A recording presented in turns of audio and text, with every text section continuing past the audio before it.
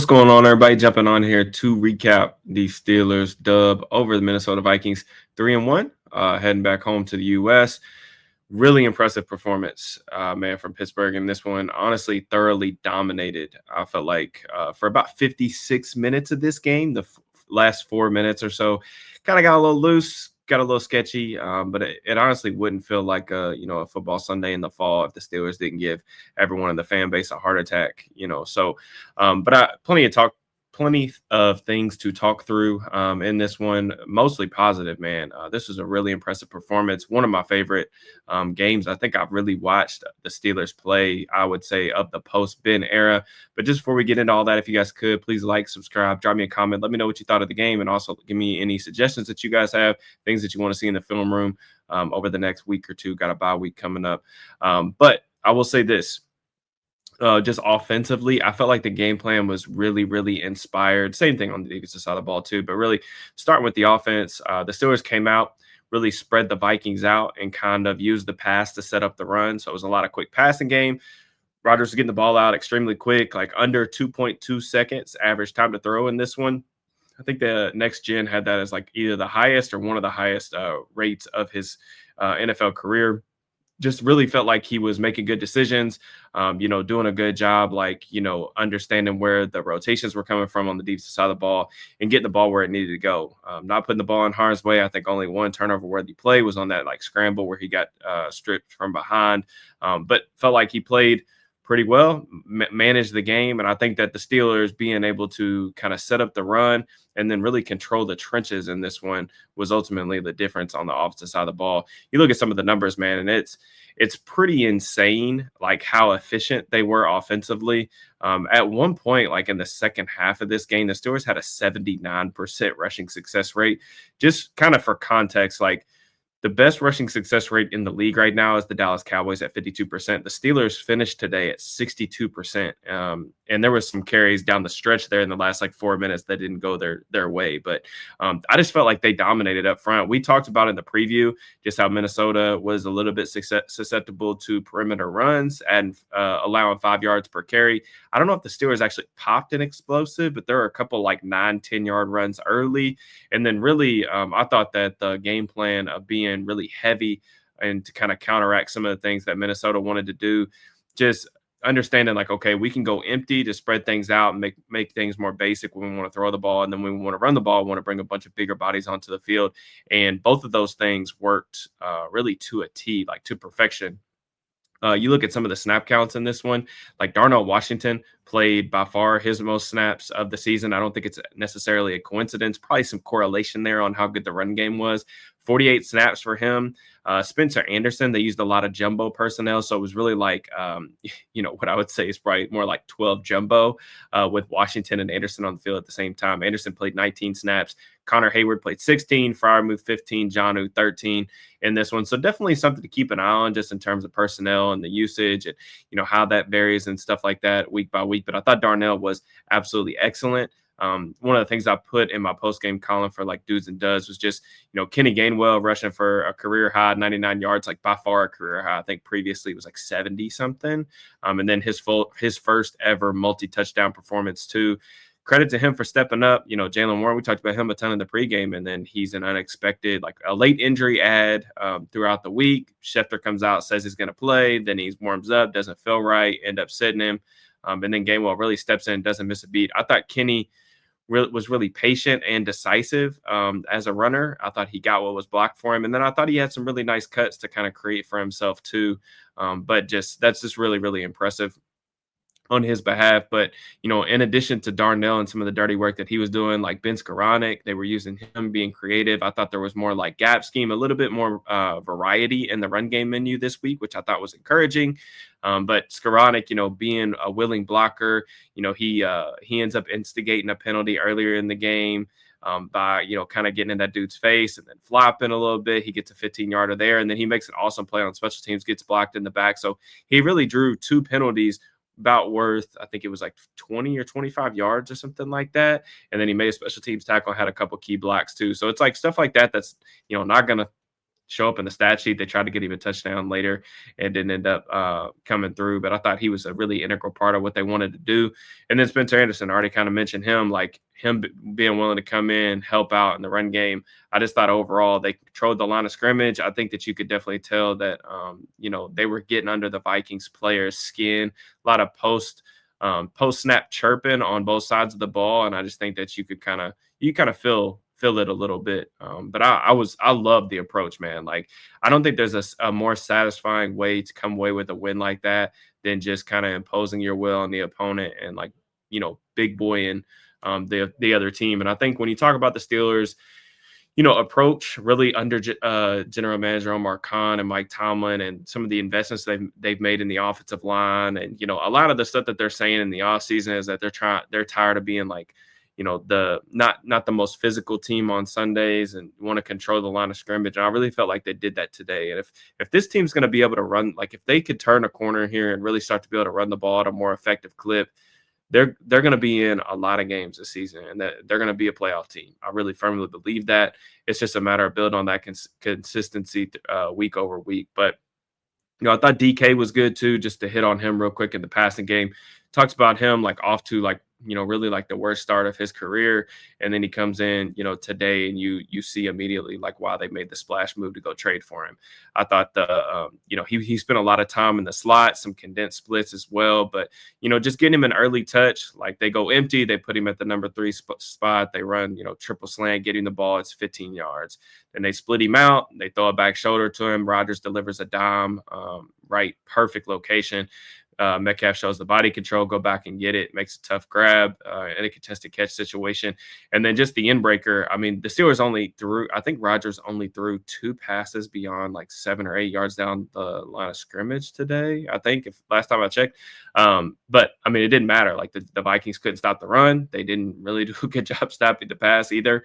And they only hit one throw. They hit 2 throws past 10 yards or past 8 yards down the line of scrimmage. But one of them was that end breaker to Metcalf, and then Metcalf, ends up taking it to the house, 21 something miles an hour at 230 pounds. So the dude could still really run. You love the fact that he can create those explosive plays. And even though we haven't really necessarily seen the deep ball get going, he made a huge impact today and really broke that game open. So them being able to use the middle of the field, even if it was just once, was encouraging, especially against this Vikings defense that wanted to play a lot of split safety looks. So nice job punishing the light boxes. I'm really excited to go back and like watch the film of this one.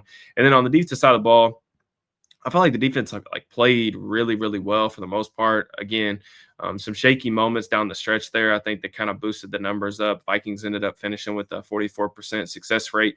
But I think you got to start with some guys that kind of had like nice bounce back days. Keanu Benton and Peyton Wilson. Oh, one more thing about the offense. Zach Frazier, we got to fix the snaps, brother. Like it was over and over again today. I know the field was a little bit rough, but I'm hesitant to use that as an excuse just because this has been an issue at certain points over the last 2 years, which is kind of bizarre because he's been a center for a really long time. But Rodgers was consistently having to scoop those things up off the turf. And it's really, really hard for a quarterback to do that without a disaster happening. So got to get that figured out. But Keanu Benton, Peyton Wilson, huge bounce back days, like absolutely huge. It's no secret, like Benton, Wilson haven't had good starts to the season. But Benton did a nice job, not getting washed out against the run, made a couple of nice run stops, and he also had by far his most productive pass rush day of the season as well. I think he finished with like 2 or 3 quarterback hits. Now, one thing to kind of note, like when talking about the defensive performance, I do think they played extremely well, and I do think they're trending in the right direction.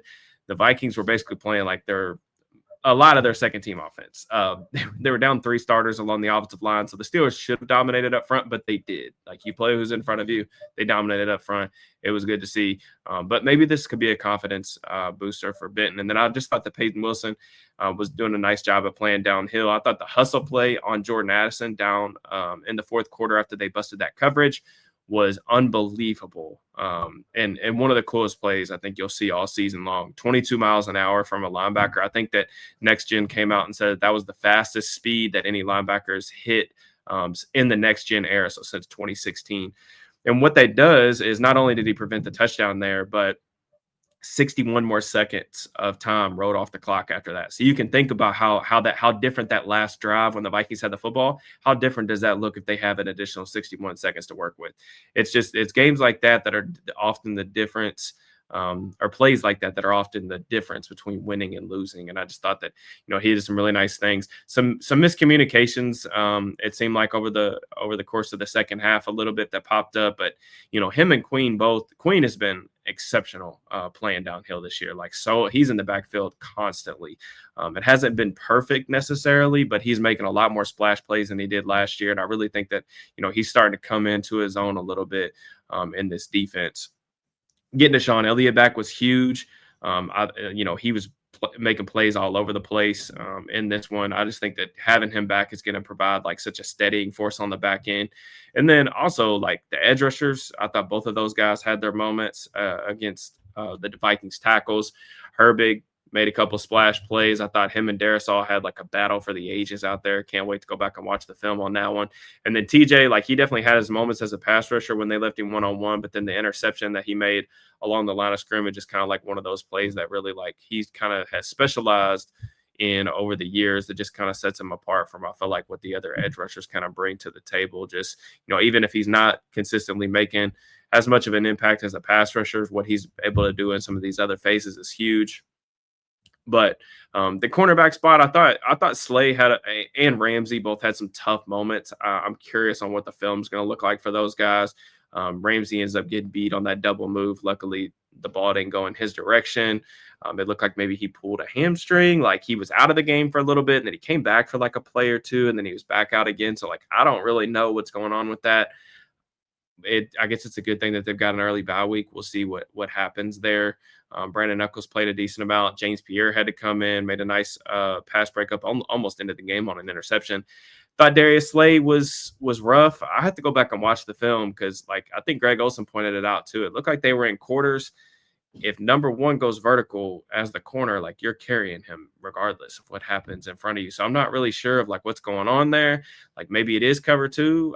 I'm very confused on what happened there. But you can't have coverage bust like that with 4 minutes left in the game with a team that's backed up against their own goal line. They're really desperate, trying to put points up in a hurry. So that was very unfortunate.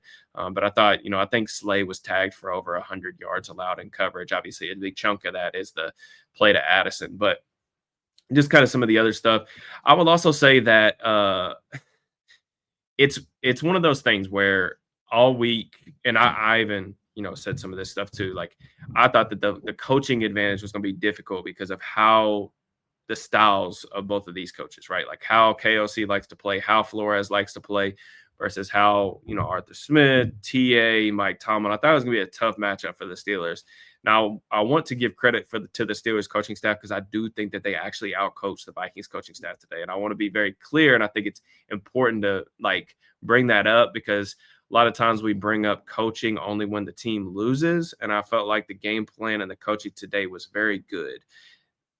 Side note, what happened at the end of the game was just like unacceptable, honestly. Like the decision to not, I don't have a problem going for it on fourth down, like near the goal line. I would have went for it too. I wanted them to go. I don't think I would have probably ran the ball. They were running the ball extremely well up to that point, but it is a long way to go. You probably want to give some sort of like optionality, at least for like a check at the line of scrimmage. Maybe you get a box count out of the gun or something like that. I don't know. I don't have a problem with that though at all. The 4th and 1 with like 2 minutes left, punting the ball back to them is just inexcusable, in my opinion. But then also to take a delay a game and then boot the ball out of the end zone, you're getting 19 yards in return. Like if you might as well try to end the game right there if you're only going to get 19 yards out of it. Like there's no point. So it's one of those things where the result wasn't catastrophic. Like they won the game and it'll all be forgotten about. But it's just like Tomlin's like clock management process to me, just all these years later, it's very confusing how these little things haven't gotten better, especially if like these like CEO type of head coaches, like if you're not going to call plays, he obviously has a really heavy hand in the defensive stuff, but if you're a CEO type, like you've got to manage these margins really well to kind of make an impact, consistently give your teams a chance to win. And it didn't hurt him today. Like I said, him and the coaching staff did a fantastic job. That late game clock management execution process was baffling, though. Like, just not good, not good at all. Luckily, it didn't come back to bite him. We will see. Got a lot of injuries that kind of popped up. Some guys leaving, some guys returning. We'll see what that all looks like. But tons of content coming for you guys this week on SteelersNow.com, also on the YouTube channel. We are closing in on 10,000 subscribers. We are slowly grinding there. I think we're like 20 something away, 30 something away. So we'll see. Hopefully, get there. If you guys are interested in more content from me, please make sure you check out the channel membership. Maybe going to be getting into some quarterback evaluation stuff this week, or at least while we're on the bye week. I would like to get another film room done on one of those guys. We'll see, what time I have allotted to work on that stuff. But as always, I really appreciate the continued support. Enjoy the rest of your weekend. Peace and love.